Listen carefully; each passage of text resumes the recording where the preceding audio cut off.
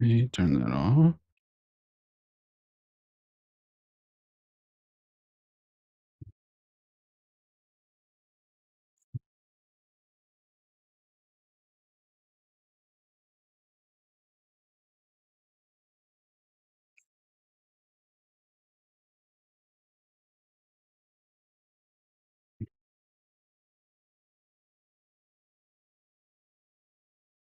Great.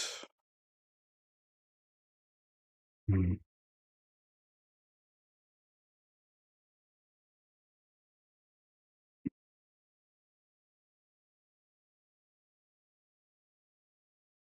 mm,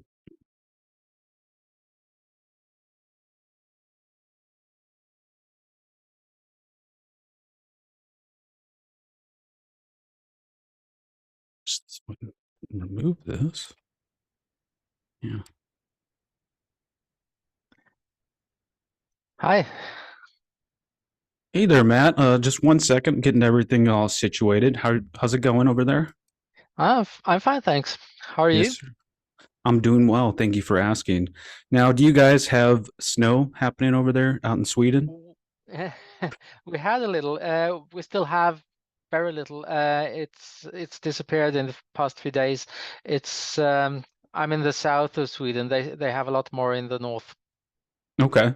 And with the with how do I say this? Understand? During like this time, does the water freeze up to the point where it closes out the ports?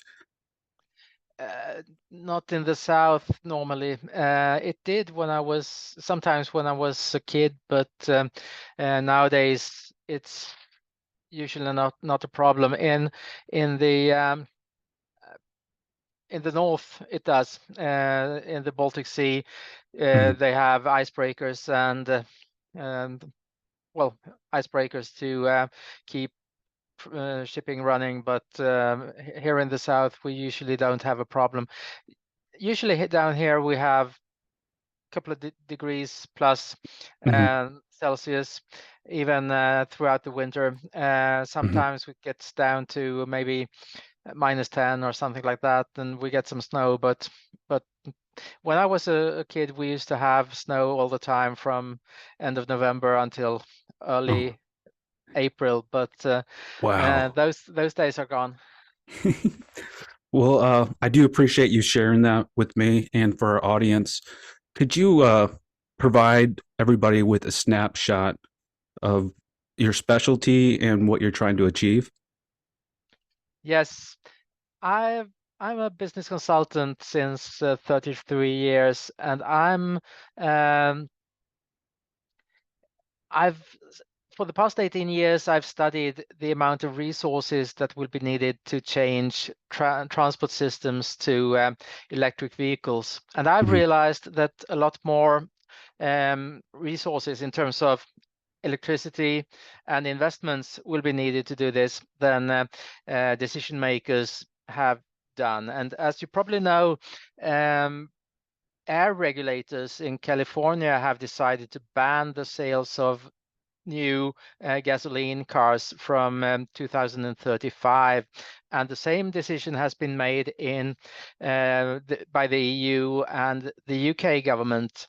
mhm, So, and in fact, that won't be possible because so large investments will be needed to achieve this, so that they can't be managed until 2035 or the years following 2035.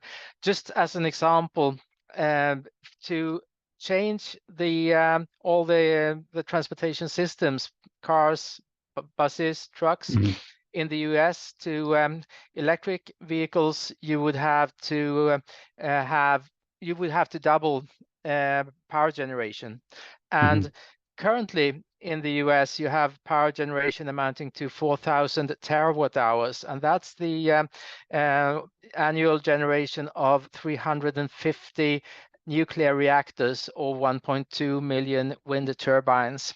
So even to change your car fleets to electric cars would require really large amounts of electricity, amounts that are not available in any country, and there won't be enough time to build up those resources rapidly enough to be to change to electric vehicles by 2035 or 2040.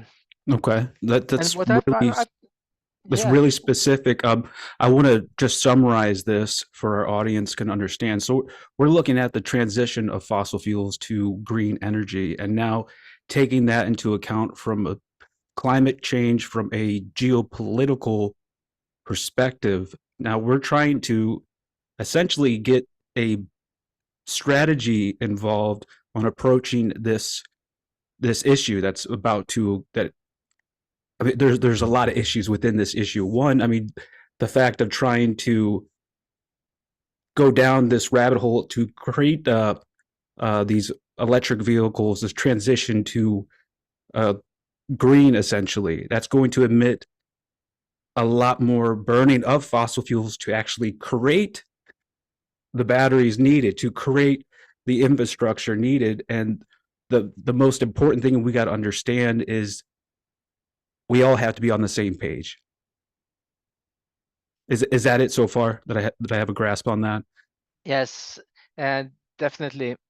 So governments and sustainability experts have advocated a change to electric vehicles, and so far few people in the world have explored the amount of resources that would be needed to do this. And I'm one of the few people who have done it, and I've recently published a book called How Building the Future Really Works. That's available on Amazon.com, for example, and where I go in, look into this in some detail. Yes, you published that back in September, and I would love to go deeper into that, but we'll save that for later around the end of the show. So, if we're trying to understand this from a micro level, we need to get everybody on all levels understanding the issue. How would we get that to happen? What would we tell people? For this to happen, in Yes. order, well, I often take the Apollo program as an example, and to send a man to the moon and bring him safely back to Earth again, as John F. Kennedy challenged the nation in 1961, and that it wasn't enough to just build a few rockets that could perform the missions. You had Yes, sir. to, NASA also had to build a space center. They also had to build a launch ramp, a huge building for building the rockets. That you needed moon landers. You needed lots of new technology, miniaturization, etc., etc. Mhm. So and computing power to control this mission. So and it's the same with the change to electric vehicles. It's not only about getting people to buy more electric cars or getting transport companies to buy more electric trucks.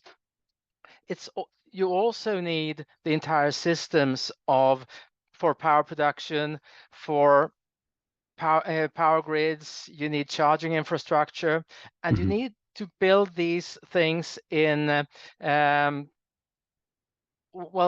unison, so that they in an orchestrated manner, like they did in the Apollo program, to make sure that all the components of these systems will be ready when they are needed.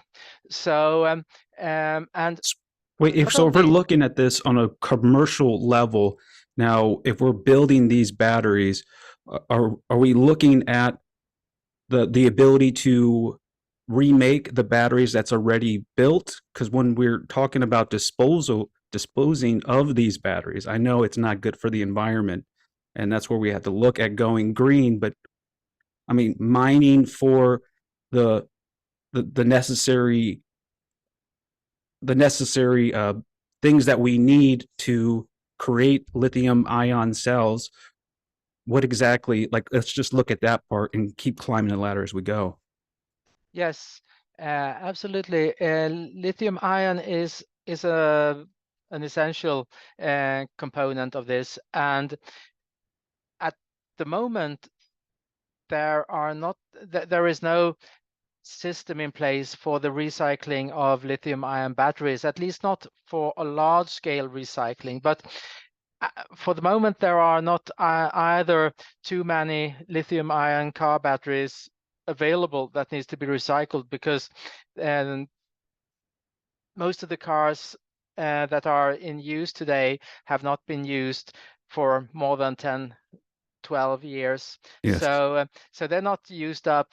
But when a large number of cars get to the end of their lifetime, the lithium-ion batteries will need to be recycled. And there are technologies and there are companies that are prepared to build recycling plants for lithium-ion batteries. So I don't think that will be a big problem, the recycling of lithium-ion batteries. There is mechanical recycling, there is chemical recycling, and so on. It may be a problem actually to get enough lithium to make batteries for all the cars that will be needed if everyone will need to buy an electric car from, say, 2035 or 2040 and something like that. Because current reserves of lithium are, I don't know exactly, but they are estimated to be not to be large enough to make this possible. So that there may be also a need for other battery technologies like sodium batteries or other technologies. But of course also the capacity of batteries, the amount of lithium needed to store a certain amount of electricity will go down as well as battery technology improves. That's really interesting. Now, I'm looking at it from a change management perspective. I mean, right now, one will be we got to secure executive sponsorship for this change efforts. Then we have to build critical competencies at all levels, and then a common language for the change. Now, how would we relate that from a business perspective to a global scale, essentially to get the whole world to realize, hey, this is what has to happen for our children's children? Yes, I'm really happy that you mentioned the term change management, because that's what it's about to a large extent. And we do need a shared language to talk about Yes. this. And for the moment, there are ideas swirling around saying that we can do this transformation in a few years' time, Mm-hmm. a little more than a decade, and that no problems will arise and so on. But we do need to develop a language that we can all relate to, that also involves the various components of this change. Like I said before, we need to be able to talk about the expansion of power production. We need to be able to discuss the expansion of grids. And it's not only local grids, there are national grids, the high voltage ones that Mm-hmm. bring power from power plants to users. There are regional grids that Mm-hmm. serve the region, and there are local low voltage grids that basically are the ones that people plug into on a daily basis when they use their facilities at home. And we need to be able to talk about that. We also need to be able to talk about the charging infrastructure, and there are different ways we can solve the charging. At present, we have stationary charging, we have fast chargers, and we have normal speed chargers at home. But there is also an opportunity or perhaps a need to build electric road systems. And people would need to become aware of that, and decision makers need to become aware of those opportunities. And we also need a lot of people with the right competencies to build these systems and optimize these systems so that they become both cost effective and also user friendly, because people Yes. won't want to stand for hours in line waiting for their cars to be charged, having 5, 6, 7 cars ahead of them.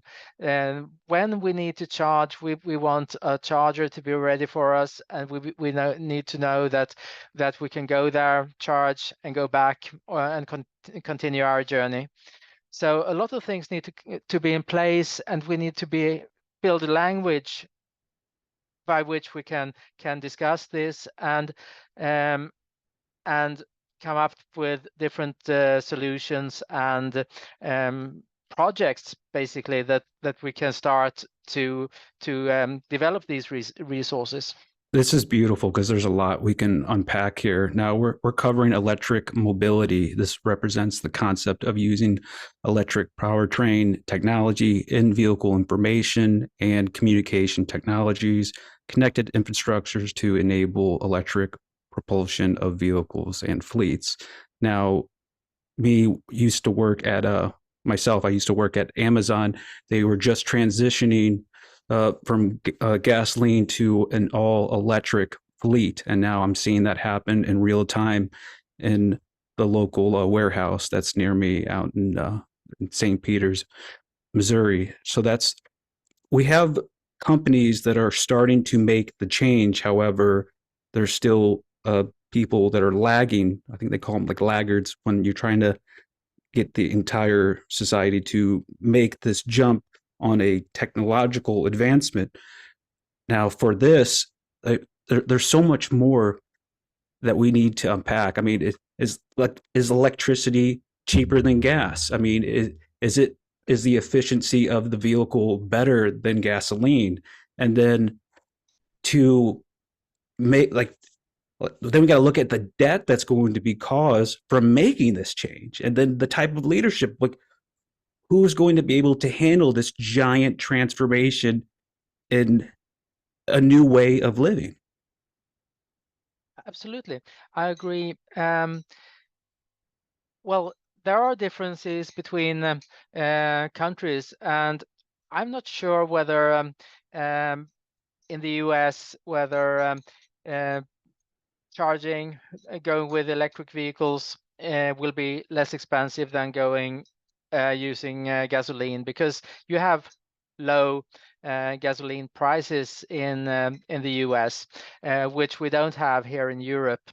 So in Europe, definitely, if you can charge at home, it's cheaper to charge using electricity compared to filling your car with gasoline or diesel.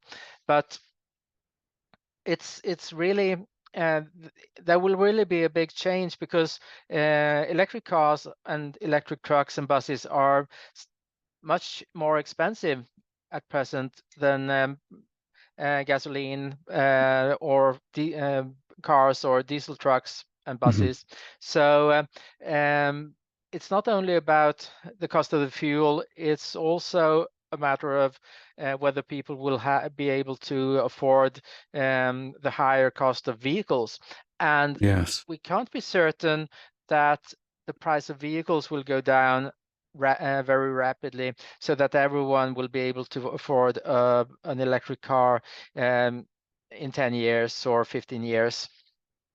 So I have an idea as far as looking at it from a top-down approach. I think if we are able to elect the right government officials that are focused on this change, now they start applying this change to what's actually needs the biggest things first. I would say we have I'll say public transportation, we have airlines, flights and airlines, we have ships. If we can address those first, and then as we start to delegate it down to the micro level, I would suggest stimulus checks be sent out to everybody that is specifically for the purchase of an electric vehicle, and then also a bigger return when you trade in your vehicle for this. And I feel like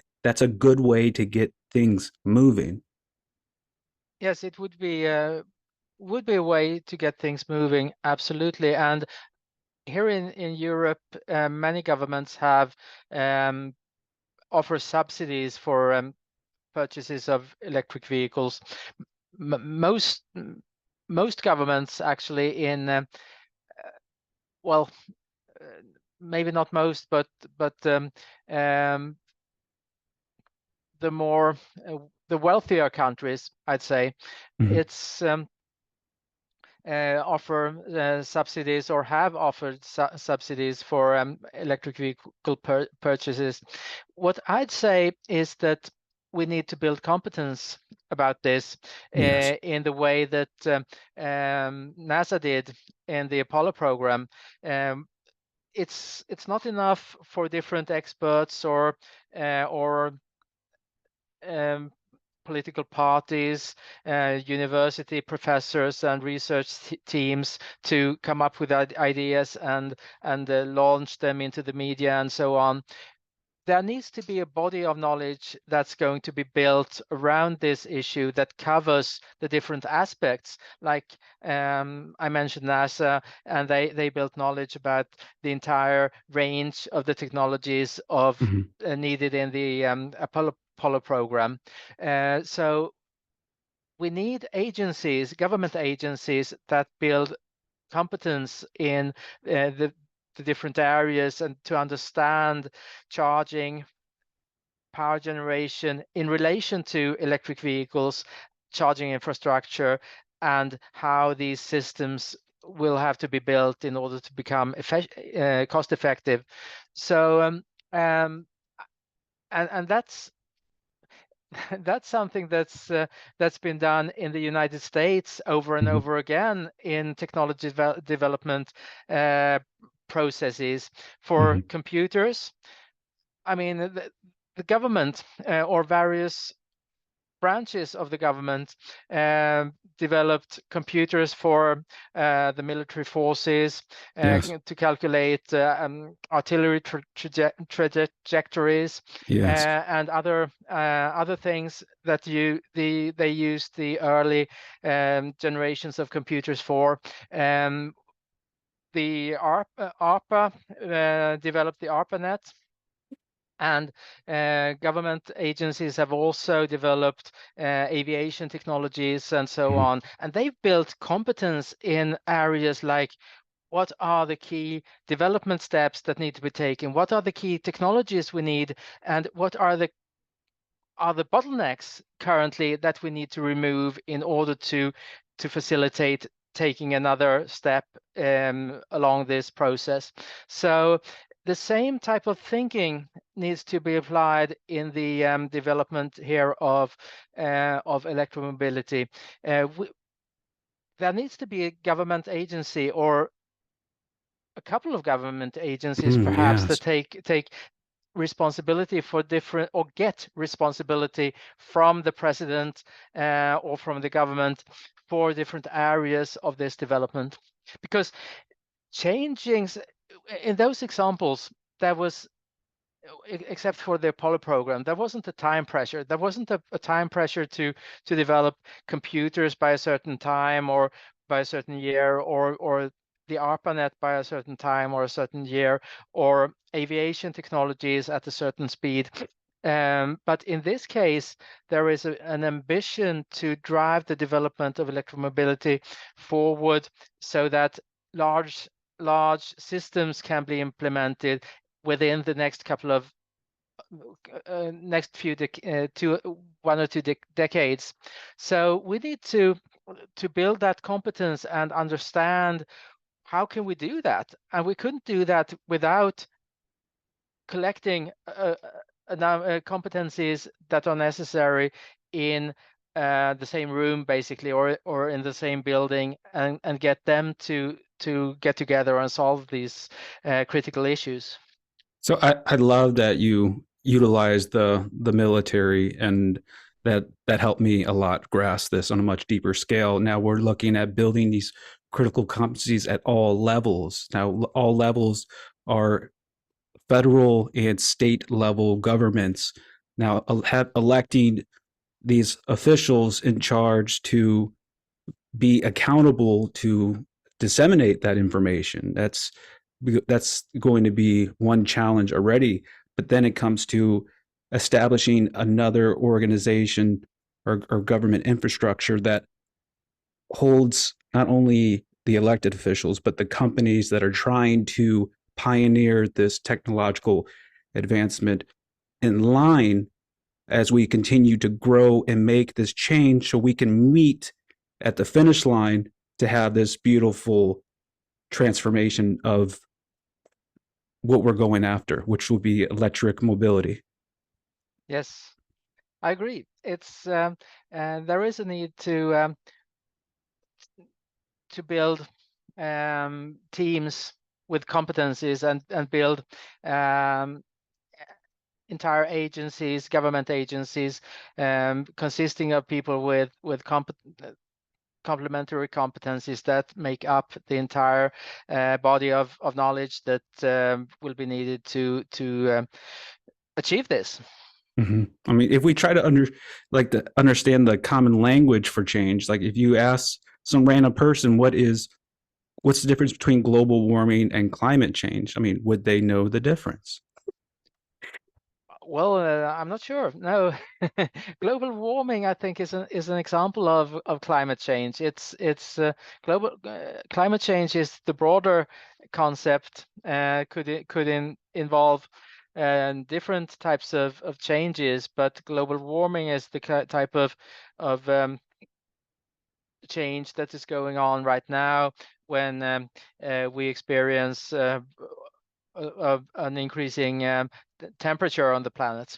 Yes, yeah. Like I have the global warming's one aspect is the rise of temp due to increased concentration of greenhouse gases in the atmosphere. Now, climate change refers to the increased changes in moisture of climate over a long period of time, including participation, temperature, and wind patterns. Now, if we were to ask people like this a random survey, would they know the difference? And that's the problem, is that we don't have the common language understood.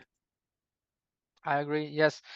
I find that very little of this has been discussed in the media, and we're finding here in Sweden now, in the past 3 weeks, that it has suddenly dawned on business people in various industries, Mm-hmm. industry organizations, that we don't have enough power to charge our electric vehicles, and that we don't have enough power to run the other types of programs that are part of the green transition here. We have 2 projects in the north involving the hydrogen-based production of steel up there, and they say they estimate that 50 terawatt hours of power will be needed to fuel those 2 steel plants in the future when they are up and running, and that's the power generated by 5 nuclear reactors. So it's a huge amount, and it's actually 1/3 of Sweden's current power generation.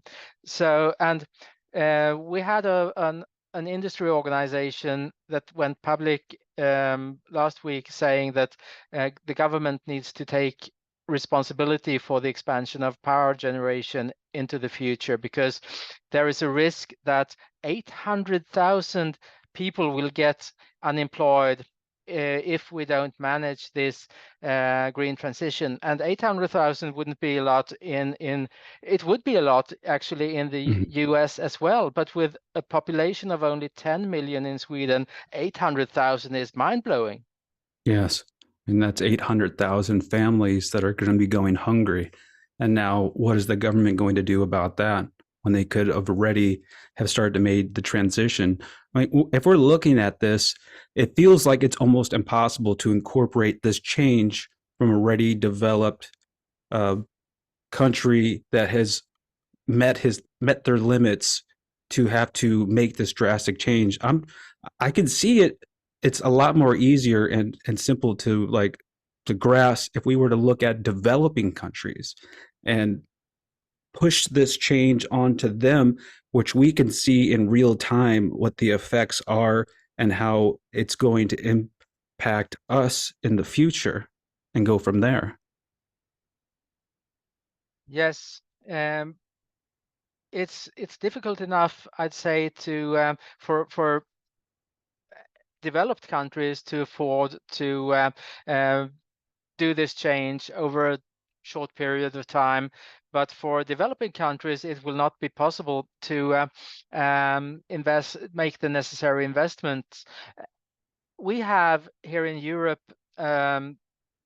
we don't have developing countries in that sense, but we have countries that are not as affluent as Mhm. Germany and Sweden and France. We have Poland, Romania, Lithuania, and other countries from the former Soviet bloc in Mhm. our neighborhood.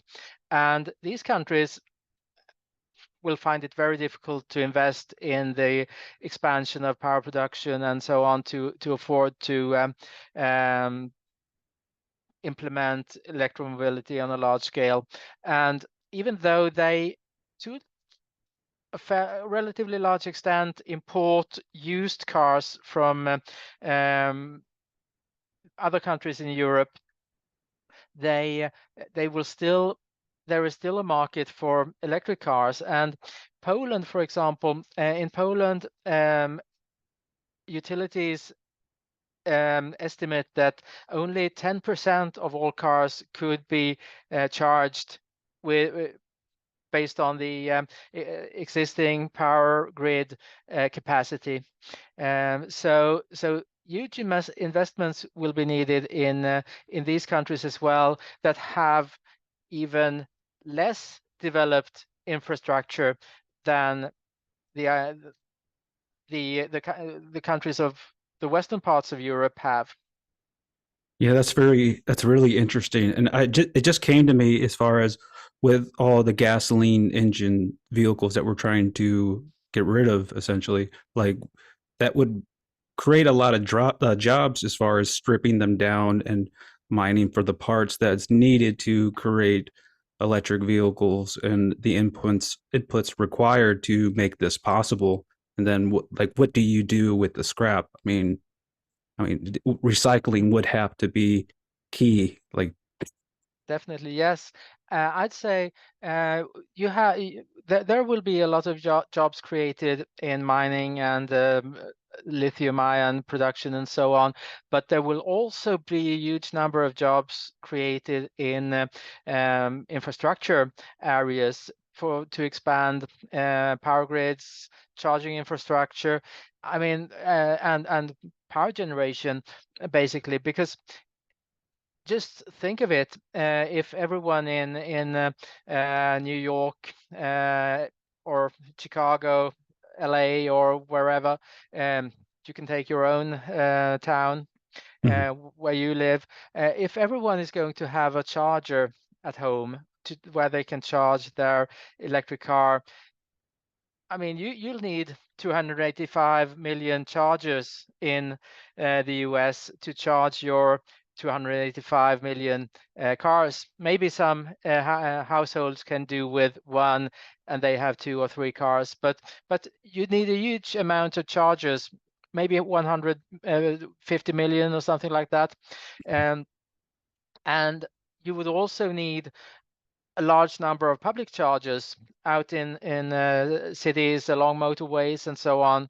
You'd maybe need a few million public chargers to be able to charge when you're on the go, Mhm. um, eh, or when you run out of of electricity Mhm. in unexpected places. So there will be a huge need for installation activities, but in order to get all the electricity that will be needed out to motorways or to industrial areas in cities, or to parking houses where not so much electricity is used at present, you would also need to expand power grids Yes. in many places. And in order to reduce the need to expand power grids, you'd also need to install much more solar power and so on. So Elon Musk actually, he said in an interview at a conference called CodeCon 2021, he said that the United States will have to double power generation, and they also need. He also said that investments will be needed in all parts of power grids, and especially also investments in solar generation, because to reduce the need to um, to expand Mhm. the capacity of grids. That's really fascinating. It's like a cascading effect. To make this happen, everything is going to have to change, and then we're going to have to hire additional people to incorporate this change. And like, what happens if we don't pursue this change? Well, we've been talking about climate change, and that's one of the reasons why we need to reduce our carbon emissions. But there is also the fact that oil is not it's not an infinite resource. It's a finite resource, and the sources of conventional oil are not growing. Oil Mhm. companies are not doing huge new Yeah. findings of oil, discoveries of oil. They are, in fact, only 5% of the oil that's used every year uh, is is discovered in new wells. So the amount of new oil discoveries has been declining over the past decades, and we're now at a really low level, despite the fact that we have a much higher oil price now than we had in the 1960s, when oil discoveries were at the top. So we need to develop new transportation systems that can replace the ones we have. Um, we do have we have seen an increase in the production of unconventional oil, like shale oil and these types of oil, but Mhm. we I don't it's unlikely that these volumes will increase so that they can take over the entire uh, oil production. We use 100 million barrels of oil per day in the world, and the United States produces more than 10% of that. So you have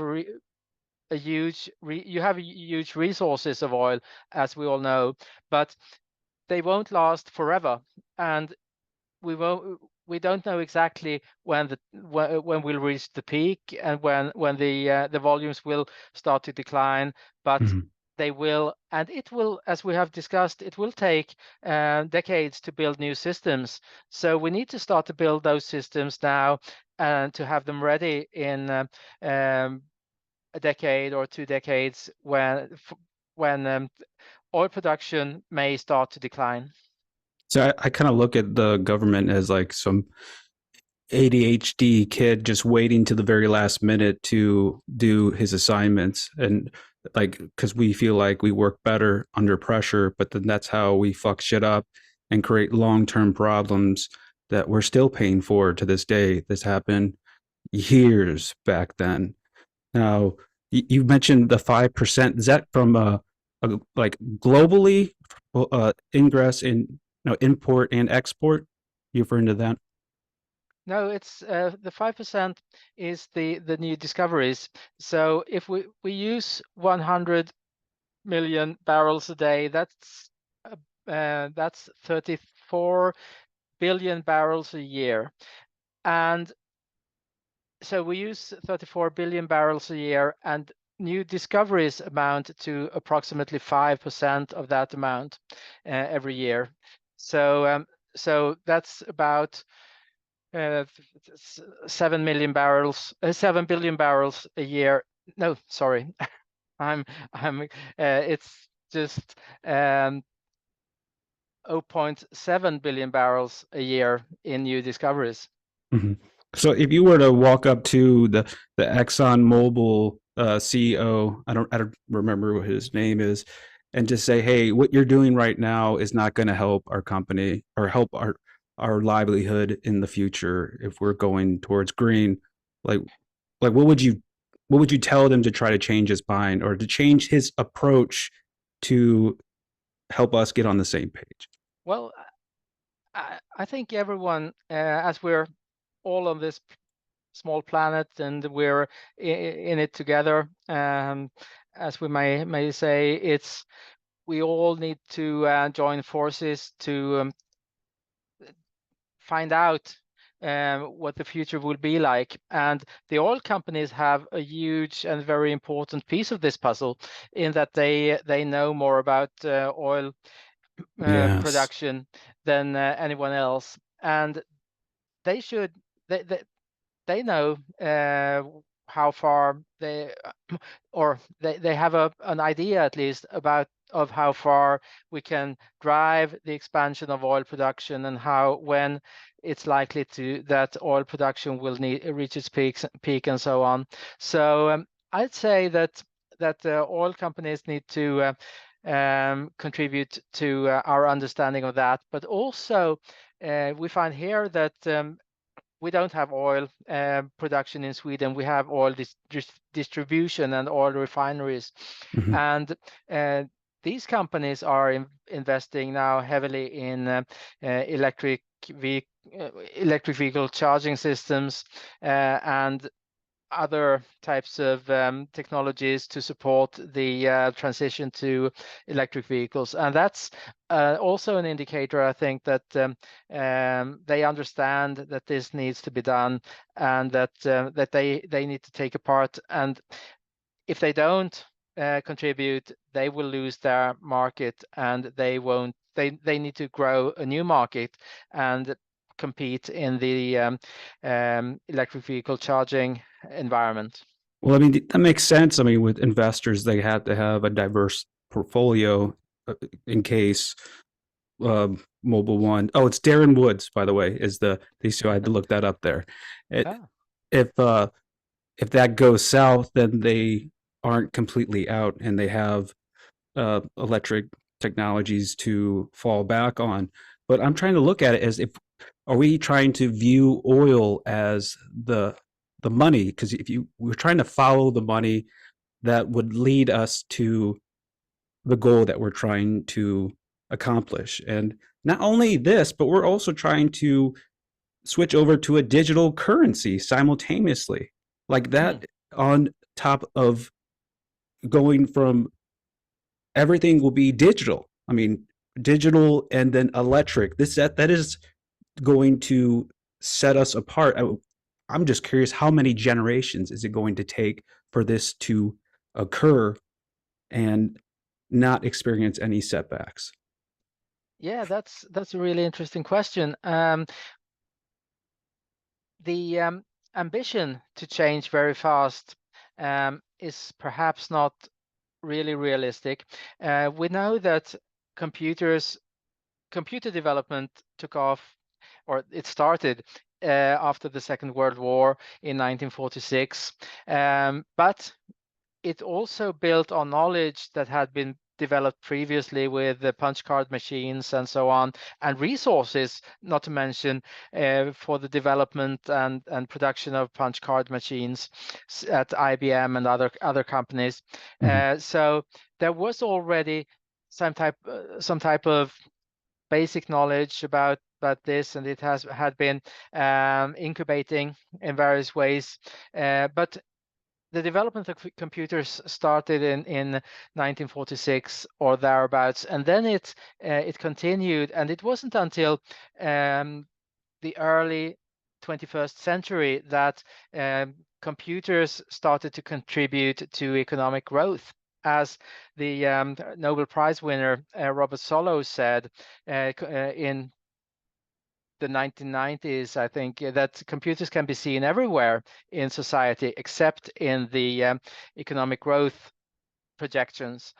So Why is that? we need to realize that in the past, these changes and these large-scale implementations of new technologies have taken 50 years or more to go from the start to the full fruition of technologies. And it would be naive, I think, to assume that we could implement electric vehicles and electric vehicle systems and digitize our currencies and everything in only two decades or something like that. We Mhm. would need to have expectations that resonate with the experience that we have made over the past 50, 100, or 150 years of technology development. I mean, that's fascinating. Like, I want to play devil's advocate and look at why, like, we have already gone through technological change with the internet, massive information. Now we have already figured out ways to understand the big data issues and how to handle that. Now, I'm trying to look at the world as a large entity, as an organization. If what the organization needs is a transformation strategy. Now, this strategy is looking at the new technological advances and that we need to adapt in order to keep up with our competitors. However, there's no competitors metaphorically, unless we don't know about it, but alien population here. But that's essentially what we got to have the mindset in order to grasp all of these problems and put it simply. Like, what do you think about that? Yes, and we do have, I mean, we don't have competitors in the sense that we have another another species that would invade our planet or something like that. But we could see that of course, within the human species, we have different factions of interest groups, Mhm. and they are located in different places, Mhm. as you have noticed in the past as well. So in some parts of the United States, you have the incumbent auto companies, like in Michigan, Yes. for example, you have General Motors and Ford, um, etc. And you have the invaders in the form of Tesla and others in California, Arizona. You have Nikola, the new truck company, etc. Mhm. And Yes, the global leaders of the current industry trends. yes, and we have a lot of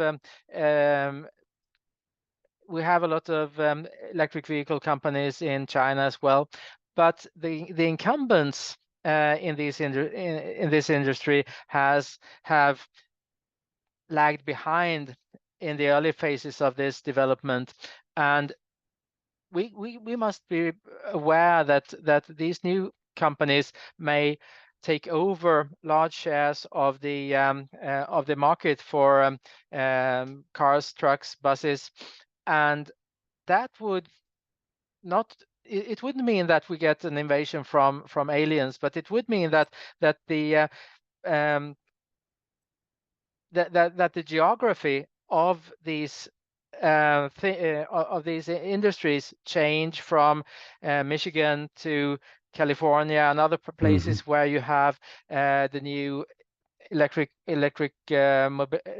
vehicle companies Hmm. from in Europe, from Munich, Stuttgart, etc., where we have the BMW, that BMWs and Mercedeses to China and to California and to Arizona, where we have the invaders. So there is an element of this Hmm. type of invasion and invasiveness in this development, and we need to be aware that there will be big upheaval in places like Michigan and in Munich and Stuttgart and other places if these if these new companies take over large shares Hmm. of the auto markets. Yes, no, that's beautiful that you pointed that out. So, with current industry leaders have to face the competition of new industries pioneering today's technological advances and looking at it from an outside lens that current industry leaders haven't taken the moment to see because what they know works is what got them there in the first place. And the potential that I see is two things. One, new industry leaders can overtake these current global leaders, or they can fail and get bought out by current industry leaders. And that's kind of how everybody will be combined. And that's where we would come to a common theme of this, of the current industries, regardless of who. Yes, and we have the same in the fuels, like you mentioned Exxon, Mhm. Mobil Oil. Um, in the future with electric vehicles, you will see that General Electric will be more important than Exxon and Mobil Oil in terms of generating the electricity that's needed to power the vehicle fleets. So can you give us a little snapshot of how your book, how building the future really works? Can you give us a little snapshot of that? Yes, thank you. That's I've tried um, to uh, start with the technology developments of the past, like the Apollo program and the experiences from computer development. Many of these have been run in the United States, and you are the country with the most impressive technology development programs of the past. So we need to learn from those, and we need to take the experiences from them, saying that in these developments, the government investment for many decades has played an important role in the development. And it's not until a bit into, a number of decades into these developments that these technologies have been able to stand on their own and become competitive and um, been able to finance their own, pay their way forward, so to speak. And I'm trying to learn. I've in the book I've tried to learn from these experiences and apply these lessons on the development of electric vehicles and the electric vehicle systems that we have been discussing, Mhm. uh, the development of autonomous vehicles and the systems to run those, to see how do we need to approach these new technology developments and others to succeed with the transformation to a sustainable society, or or just succeed with developing the transport systems that we need for the future. That's beautiful. I like that. Now, if you could leave our audience with anything, what would you let them know before I let you go? I'd like to say that a lot of people need to learn about this, and we need not so many. There are not so many books available that bring up this change from a large scale perspective. In the Apollo program, 400,000 Americans were involved from the start in 1961 to the end in 1970 or something like that, after the moon landing and so on. So that's an indication of the number of people that have been involved in these types of projects in the past. And in order to build the systems for electromobility with the investments in power grids, power generation, charging infrastructure, and vehicles, etc., more than 400,000 Americans will have to participate.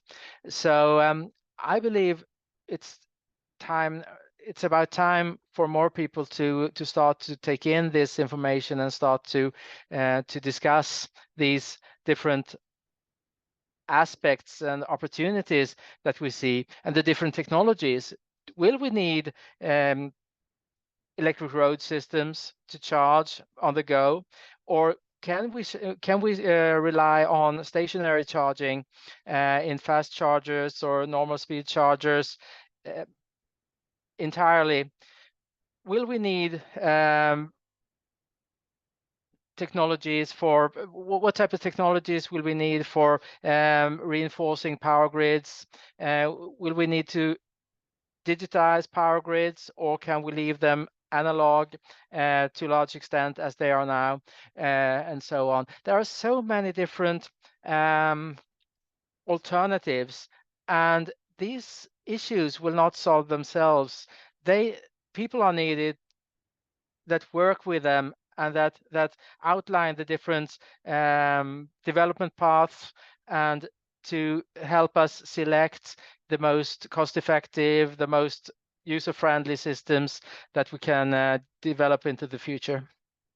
No, you said something that really stuck with me and took me on another realm. Like when we're trying to implement this large of a change, now I got a really deep understanding from being in the military at the very lowest of the low, at the bottom of the ranks as a rifleman, and then climbing up in the top next to the commander at a brigade level, assisting or delegating authority to 4,500 different troops.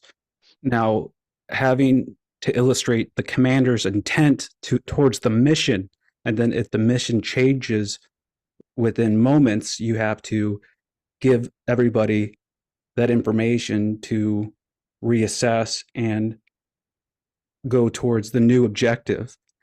I believe we have to really ask ourselves, who are we communicating to get this change to happen effectively? I would say looking at military commanders at that high level, their job is to be able to orchestrate this change and under pressure and effectively, but then also to incorporate outside units from an even higher level within the echelons and attachments, and get them to move in uniformity to accomplish this scheme maneuver. I believe that's a really important assessment, and to kind of take that mental model of what I explained, but and apply it towards electromobility, and I think we could really get something going.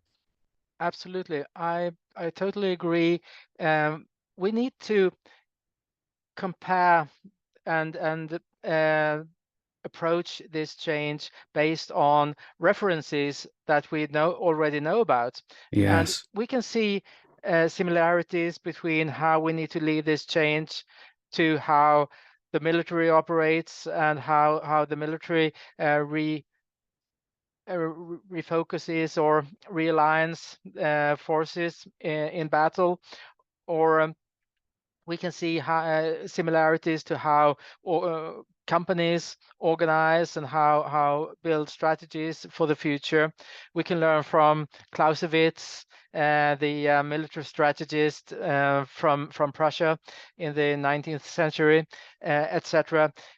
We need to learn, take all these different perspectives with us into this change to electromobility and help people with different backgrounds relate to this, and use our references from the military, from the Apollo program, from the development of computers, from aviation development, from airlines, from et cetera, from different areas, and apply this knowledge in the new in this new field. It's fascinating. Well, we could go all day, and I'm glad to have you on the show. So I really do appreciate you coming on. Thank you very much. Thank you very much. I really appreciated your invitation, and I enjoyed very much the conversation we had. Perfect. Did you get everything you wanted to get, Matt? Yes. Excellent. Okay, so I will edit this audio and get it turned into a show. And then once it's all done, I will send you a copy, a link, and we'll go from there. Wonderful. Thank you very much. How long will it take until you let it go live? I would say about a week, a little less than a week. My schedule is open. I've been doing a lot of redoing a lot of stuff online, and it's been a pain in the ass. But a week we'll be up and Yes. running again. Wonderful. Thank you very much. I really enjoyed the talking to you. Yes, sir. Me too. It's been a pleasure. You have a great evening. Bye-bye. The same to you. Bye-bye.